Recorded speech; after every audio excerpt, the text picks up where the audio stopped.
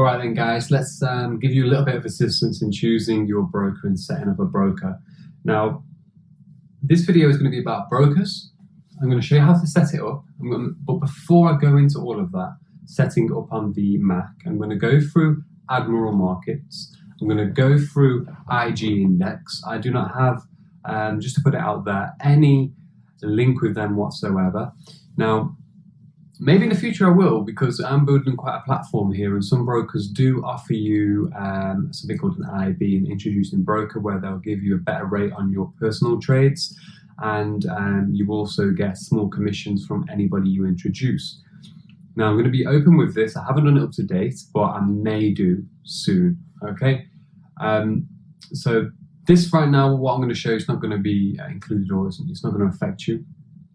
However, there are some people out there who trade like binary options. There are some people out there, maybe even on social media, on Twitter and so on, who will say, come and trade with me, come and take my signals, all right? But you have to sign up to this broker.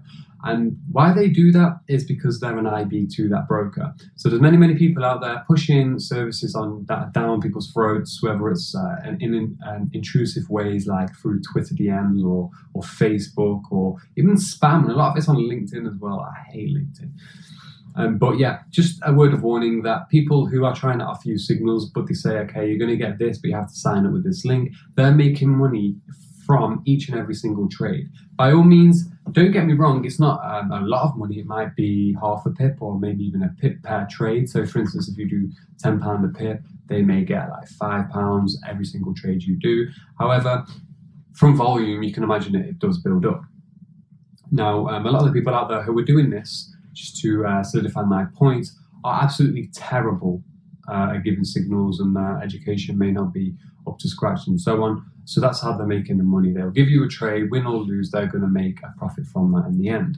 So I haven't got any IB introducing broker contracts with anyone out there. I've had so many over the last 2 years, brokers contact me and email us saying, you know, we've got this great opportunity, we want to be business partners and so on. And at the end of the day, that's all they're going to offer you is an IB. So I have no connection with those brokers. So I'm going to show you that. Also, I just want to make something clear about your watch list. Your watch list, I've showed you how to configure the watch list on TradingView on the first video in Trading 101. Depending on how much experience you have in the market. Now, first of all, if you're new to the market, or if you just played around on the charts before, I do not recommend going into deep on more than 4 or 5 currencies. So we have the Euro USD, we have the pound dollar, we have the Aussie dollar. Euro yen is my preferred favorite. Some people prefer to trade pound yen or USD yen. Just a word of advice, I would only pick one yen pair and just trade that. Because if you start trying to trade all of these yen pairs, the yens can be a little bit volatile. So if you're placing multiple trades on multiple yen pairs, just be careful, because some of the setups will require a slightly larger stop, a wider stop, okay, than some of the standard majors like Euro USD and so on, just because they're a little bit more volatile in the way they move. Now, what else? Yeah, so Euro yen, and maybe USD CAD or Euro pound. USD CAD and Euro pound are pretty decent to trade, and they're quite easy to analyze as well. So I would recommend those for beginners. Not just beginners actually, but anybody who wants not to have a heart attack with the movement, because the movement on those pairs, Euro pound and USD CAD, aren't half as volatile and liquid as maybe like GBP USD and sometimes Euro USD, and especially the yen pairs as well. So we want to start small. All right, we don't want to, and I've seen this before, like students come into the office, I was like, okay, cool, what do you like to trade? And they'll pull open MetaTrader. The knowledge is all over the place. The structure is non-existent, and at the bottom of MetaTrader, where all the currencies lie, there'll be 10 or 15 currency pairs. I would say to them, all right, cool.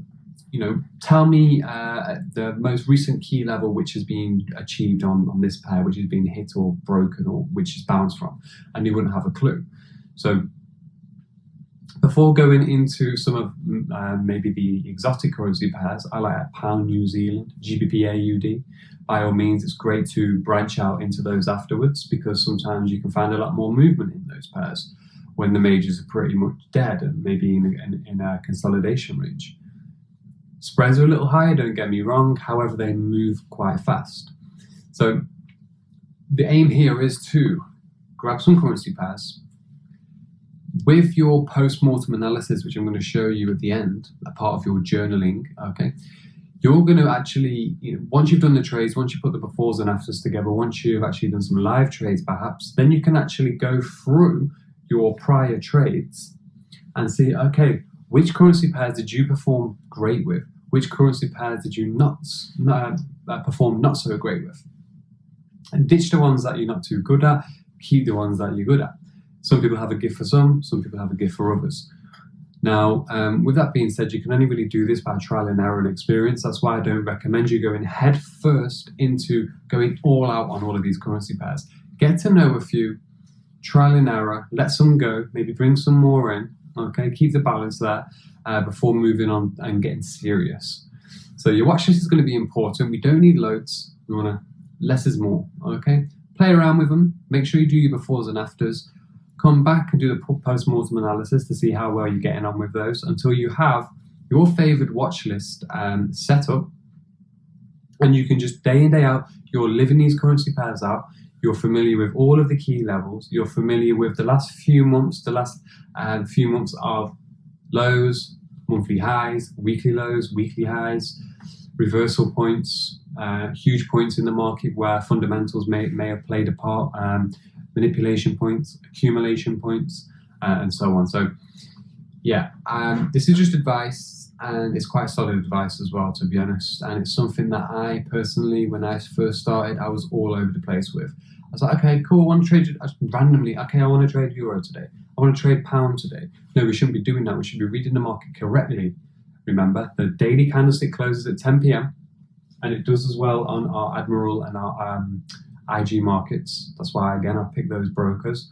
So we can look at TradingView, 10 p.m., look at our watch list. Takes you 5 minutes to just run through to see, okay, is there a potential setup for the day ahead? And then you want to go in and nail that in the morning. Last but not least, in terms of how many trades you should be placing at one time, I would not recommend more than 2 at once. No more than 2 trades running at once. Why? Because you can get very, very stressed out. If you have 4 or 5 trades running, it's all over the place. I've had people back in the day send me stuff on Facebook, say, help me with my account. They've showed me their account. There was this one guy who got in touch with me, and he had, I can't remember his balance, I think it was like $40,000 or $30,000. And he's been in some sell trades for over a year. Okay, on USD CAD, and USD CAD shot up. He had no stop loss. They're only small trades, don't get me wrong, but the quantity of his trades. He attached it to my FX book, and we broke down all of his statistics, and he was over 100,000 pips down. That's right, 100,000 pips. I didn't think it could have, it was possible, but believe me, because they just left all of his trades, the market ran a few thousand pips against him, but the amount of trades he actually put on, it's just a mess. Just stupid stuff. All right, so we don't want to get caught up in that. We want to get clean, precise trades, risk reward. After all of the course, you'll have a great idea as how to do this. It's not rocket science. Okay, less is more. Pick your trades wisely and keep on top of 1 or 2. So even if you had 4 or 5 on there, you could get 2 great trades in, and the others could just boom, crash, burn, knock all of your profits out, and you're just going to be going in circles. Okay, so we don't want to be stressed out throughout the day, trying to keep an eye on, because trade management as well, which I'm going to go into soon, is a very, very important factor. What I mean by that is when we're in a trade, we always have to keep an eye on what news is out. Shall I move my stop loss past break even? Shall I cut this trade? Is there a potential reversal coming? I need to maybe get out and take profits. There's all of that comes, which is just another level as well. So get your watch list down, post-mortem analysis, throw out the good stuff, throw out the bad stuff, bring in the good stuff, less trades to start off with, and go from there. Now what I'm going to do, I'm going to go onto the screencast now, and I'm going to start with abnormal markets, and then I'm going to chop it up into, I'll record my phone and I'll show you how to connect the account to that, and then I'll go onto IG index and I'll show you how to connect and download the app for that as well. So it's completely up to you. If you don't need any of this information in the video, that's completely fine. It's just a guideline for those who are completely fresh and new to the market, because we're trying to cover everything here to get you guys started. Okay, so here we go.